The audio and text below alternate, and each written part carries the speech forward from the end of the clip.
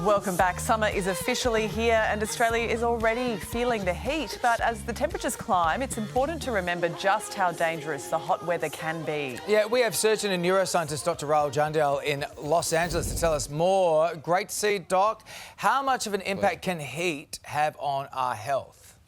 Massive. But let me give you sort of a primer on how to understand it. It's not just the temperature you feel.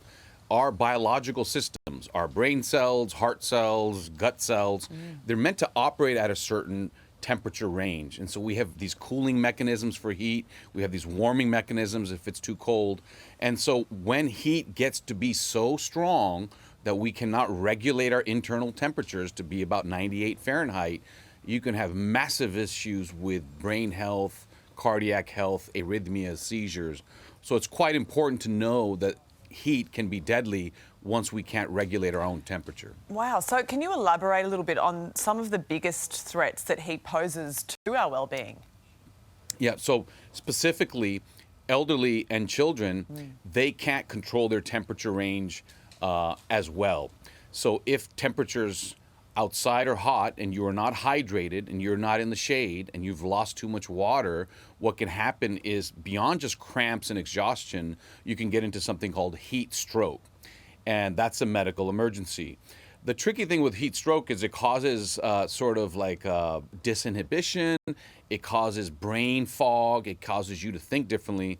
So you may not say, hey, I'm overheating. Somebody around you has to recognize that and get you to medical attention. So there's a whole range of feeling uncomfortable to deadly based on skyrocketing temperatures. You know, when it does get hot, particularly here, and you've come through winter, it's considered good for your mental health. Get out there, get some vitamin D, but that's not always the case, is it? Yeah. Well, I mean, you know, I think there's common sense.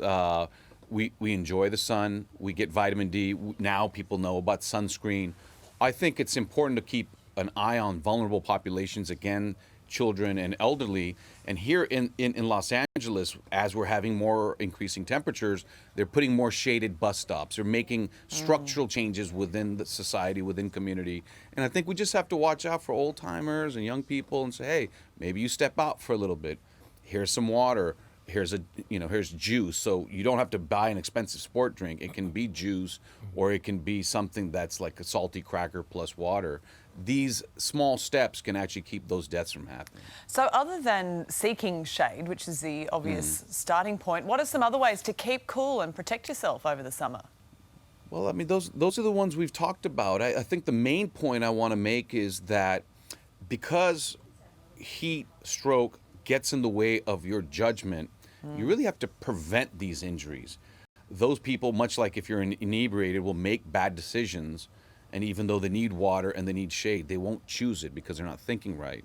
So to prevent these more deadly conditions, I think having some habits about occasionally stepping out of the water or stepping out of the sun, or having, you know, hydration as a ritual and a habit, not just when you feel thirsty, I think those will go a long way. All right, Dr. Rahul Jandal, we'll leave it there. Good advice. Thanks so much for your time.